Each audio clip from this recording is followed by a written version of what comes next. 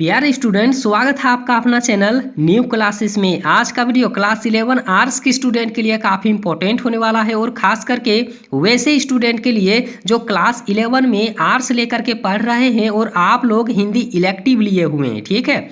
और हिंदी इलेक्टिव को ही हिंदी ऐच्छिक कहा जाता है, तो आप लोग अच्छे से याद करके रख लीजिए। और आज मैं इस वीडियो में सिर्फ सेट 1 का प्रश्न उत्तर बताऊंगा और इसके बाद में भी हम काफ़ी सारा वीडियो आप लोगों के लिए ले आएंगे। तो आप लोग चैनल को सब्सक्राइब नहीं किए हैं तो जरूर कर लीजिए और साथ ही बेल आइकन को जरूर दबाइएगा। और मैं आप लोगों को एक बात बताना चाहता हूं, इस चैनल के माध्यम से काफ़ी सारे स्टूडेंट पिछले साल अच्छे नंबर ला करके पास किए हुए थे, इस चैनल के माध्यम से पढ़ाई किए थे। तो आप लोग भी कर सकते हैं, बस आप लोग चैनल को सब्सक्राइब कीजिए और मैं जितना वीडियो अपलोड करूं बस आप लोग वीडियो को अंत तक जरूर देखिएगा, पूरा वीडियो देखिएगा, तब जाके आप लोग बिल्कुल अच्छे तरीके से सीख पाएंगे, अच्छे नंबर ला पाएंगे। नहीं तो आप एक भी वीडियो मिस करेंगे तो आप लोग बिल्कुल कुछ प्रश्नों को छोड़ देंगे, ठीक है। और यहाँ पर आप लोग देख लीजिए, इस वीडियो में आज मैं 40 प्रश्न को सॉल्व करके आप लोगों को बताऊंगा, तो आप लोग अच्छे तरीके से याद करके रख लीजिए और आप लोग पेन कॉपी ले करके बैठिए और सारे प्रश्न उत्तर को आप लोग लिख करके रख लीजिए, ताकि जब भी फाइनल एग्ज़ाम हो आप लोग एग्ज़ाम देने जाएं और उनसे पहले आप लोग अच्छे तरीके से पढ़ लीजिएगा और उसके बाद आप लोग एग्ज़ाम दीजिएगा, तब जाके आप लोग ज़्यादा नंबर ला पाएंगे, ठीक है। तो यहाँ पर देख लीजिए, हिंदी में क्या होता है कि सबसे पहले उसमें गद्यांश दिया हुआ रहता है, यानी कि इसमें 4 गद्यांश और मतलब 4 गद्यांश होता है, जिसमें 2 पद्यांश और जो 2 गद्यांश होता है, ठीक है। और इसका मतलब होगा कि इसको आप लोगों को पूरा पढ़ना है और पढ़ करके 4 प्रश्नों का जवाब देना है, ठीक है। तो यहाँ पर देख लीजिए, अगर मैं सारा चीज़ पढ़ के यहाँ पर आप लोगों को बता दूं तो वीडियो काफ़ी लंबा हो जाएगा, ठीक है। तो यहाँ पर देख लीजिए, मैं सिर्फ प्रश्न उत्तर ही आप लोगों को बता देता हूँ। यहाँ पर याद रखिएगा कि मुख का क्या कार्य होता है, ठीक है। तो मुख का क्या कार्य होता है, तो याद रखिएगा खाना भी होता है और मुख से हम लोग बोलते भी हैं, यानी कि यहाँ जो सी नंबर ऑप्शन है बिल्कुल सही जवाब होगा, यानी कि दोनों इसका आंसर होगा, ठीक है। आगे यहाँ पर देख लीजिए कि मूर्ख व्यक्ति की क्या पहचान है, ठीक है। जो व्यक्ति मूर्ख होता है उसकी आखिर हम लोग कैसे पहचान कर सकते हैं, तो याद रखिएगा उसका दिल जो है मुख में होता है, ठीक है। बी नंबर ऑप्शन जो है बिल्कुल सही जवाब है, ठीक है। आगे यहाँ पर देख लीजिए कि मुखिया शब्द कहाँ से निकल रहा है, ठीक है। मुखिया शब्द जो है वो कहाँ से निकला है, तो याद रखिएगा मुख से निकला है। कहाँ से निकला है? मुख से निकला है, ठीक है। इसका डी नंबर ऑप्शन ही बिल्कुल सही होगा। अगला यहाँ पर देख लीजिए, पो 12 होना मुहावरा का क्या अर्थ होता है, ठीक है। पो 12 होना मुहावरा का क्या अर्थ होता है, तो याद रखिएगा चारों ओर से लाभ प्राप्त होना, यानी कि ए नंबर ऑप्शन बिल्कुल इसका सही जवाब है, ठीक है। और आगे यहाँ पर देख लीजिए, फिर एक पद्यांश दिया हुआ है और यहाँ पर इस पद्यांश को आप लोगों को पढ़ना है और पढ़ करके फिर यहाँ जो है 4 प्रश्नों का जवाब देना है, ठीक है। तो यहाँ पर देख लीजिए कि चांद मतलब चांद ने आदमी को अनोखा जीव कहा है, आखिर क्यों कहा है, ठीक है। तो यहाँ पर देख लीजिए, चांद ने आदमी को अनोखा जीव इसीलिए कहा है क्योंकि उलझने अपनी खुदे बनाता है, ठीक है। यानी कि सी नंबर ऑप्शन जो है वो बिल्कुल राइट आंसर होगा। जो आदमी जो है अपनी उलझन को खुद बनाता है, ठीक है, और फिर किसी दूसरे को थोप देता है कि मेरी उलझन का कारण वो है, ऐसा बिल्कुल नहीं होता है, ठीक है।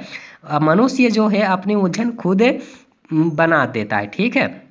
यहाँ जो 6 नंबर का प्रश्न दिया हुआ है कि चांदनी रात में कवि क्या करते हैं, याद रखिएगा चांदनी रात में कवि क्या करते हैं, तो यहाँ पर देख लीजिए स्वप्न देखते हैं। क्या करते हैं? स्वप्न देखते हैं, ठीक है। अगला नंबर का प्रश्न देखिए, निम्न में से विशेषण शब्द यहाँ पर आप लोगों को चुनना है। 4 ऑप्शन यहाँ पर दिया हुआ है और आप लोगों को बताना है कि इनमें से विशेषण शब्द आखिर कौन वाला है, ठीक है। तो याद रखिएगा पहला ऑप्शन बिल्कुल सही होगा, जो पागल यहाँ पर दिया हुआ है यही विशेषण शब्द है, ठीक है। और आगे यहाँ पर देख लीजिए, जो 8 नंबर का प्रश्न है कि गगन का पर्यायवाची शब्द क्या होता है, तो गगन का पर्यायवाची शब्द होता है नभ। क्या होता है?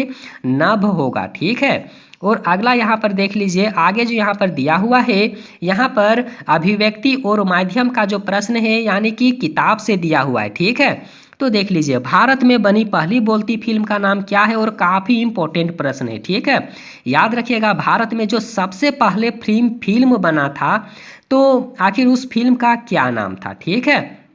तो याद रखिएगा, यहाँ जो इसका आंसर होगा आलम आरा होगा। क्या होगा? आलम आरा होगा, ठीक है। और आलम आरा जो फिल्म है, सबसे पहले भारत में फिल्म बना था, और याद रखिएगा बोलती फिल्म था। कौन फिल्म? बोलती फिल्म, यानी कि आवाज वाला फिल्म था, ठीक है। आगे यहाँ पर देख लीजिए, जो 10 नंबर का प्रश्न दिया हुआ है कि हिंदी में प्रकाशित होने वाला पहला समाचार पत्र का क्या नाम है, तो उतंड मार्तंड है। क्या है? तो उतंड मार्तंड है, ठीक है। आगे यहाँ पर देख लीजिए कि जनसंचार के आधुनिक माध्यमों में सबसे पुराना माध्यम कौन सा है। यहाँ पर 4 ऑप्शन दिया हुआ है, और 4 ऑप्शन में आप लोगों को बनाना मतलब बता देना है कि आखिर सबसे पुराना माध्यम आखिर क्या है। तो याद रखिएगा, प्रिंट माध्यम इसका आंसर होगा। क्या होगा? प्रिंट माध्यम होगा। जो यहाँ पर डी नंबर ऑप्शन है वही बिल्कुल सही जवाब है, ठीक है। और आगे यहाँ पर देखिए, जो 12 नंबर का प्रश्न है कि फीचर में तथ्यों की प्रस्तुतिकरण का ढंग होता है, ठीक है। तो फीचर में तथ्यों की प्रस्तुतिकरण का ढंग होता है, तो याद रखिएगा, इसका जो आंसर होगा, इसका आंसर होगा मनोरंजक। क्या होगा? मनोरंजक होगा। जो बी नंबर ऑप्शन है वही बिल्कुल राइट आंसर है।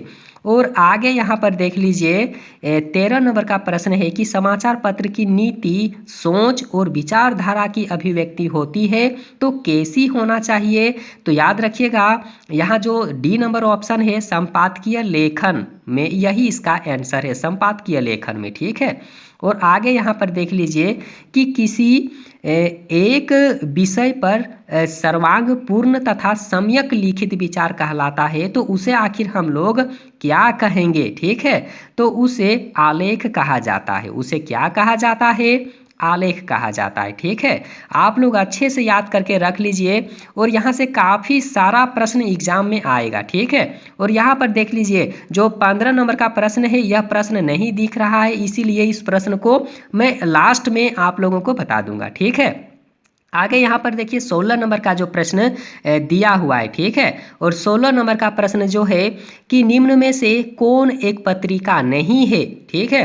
कौन एक पत्रिका नहीं है, यहाँ पर आप लोगों को बताना है कि कौन एक पत्रिका नहीं है, ठीक है। तो इसका आंसर होगा प्रभात खबर, यानी कि समाचार पत्र। क्या होगा? प्रभात खबर जो समाचार पत्र हैं, ठीक है। इस तरह से बाकी यहाँ जितना सारा दिया हुआ है सब यहाँ पर पत्रिका हैं, ठीक है।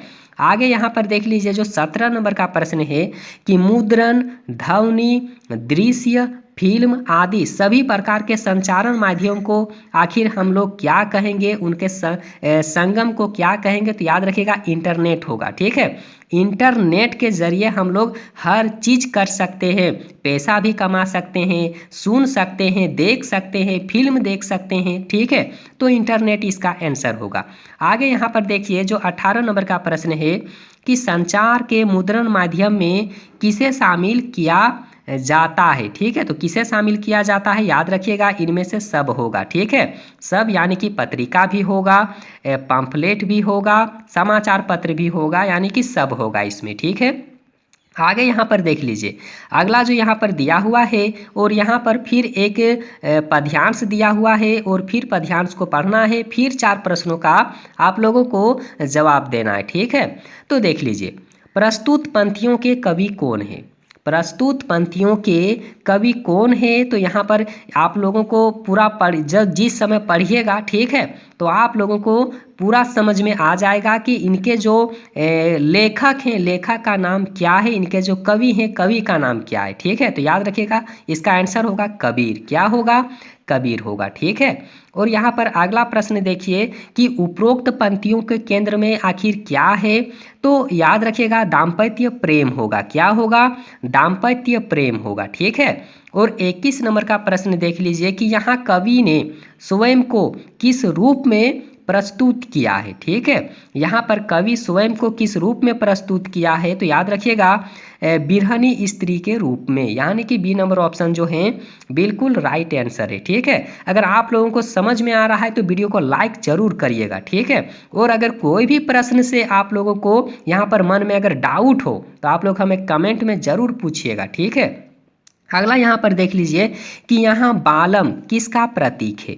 ठीक है, बालम किसका प्रतीक है, तो याद रखिएगा निर्गुण ब्रह्म का। क्या होगा, निर्गुण ब्रह्म का इसका आंसर होगा। जो यहाँ पर 22 नंबर का प्रश्न है बिल्कुल इसका राइट आंसर फर्स्ट ऑप्शन ही होगा। ठीक है, और आगे यहाँ पर देख लीजिए कि सूरदास किस काल के कवि हैं। ठीक है, सूरदास किस काल के कवि हैं, तो याद रखिएगा भक्ति काल के कवि हैं। ठीक है, अगला नंबर का प्रश्न देखिए, जो 24 नंबर का प्रश्न दिया हुआ है कि कौन खेल में हारने पर भी अपनी हार नहीं मानता है, तो श्री कृष्ण इसका आंसर होगा। ठीक है, और आगे यहाँ पर देख लीजिए जो 25 नंबर का प्रश्न दिया हुआ है कि नंद लाला ही नाना भांति नचावती में कौन सा अलंकार छुपा हुआ है, तो उसमें अनुप्रास अलंकार छुपा हुआ है। ठीक है, और आगे यहाँ पर देख लीजिए कि ऋतुराज किस ऋतु को कहा जाता है। ठीक है, ऋतुराज किस ऋतु को कहा जाता है, तो याद रखिएगा वसंत ऋतु को ही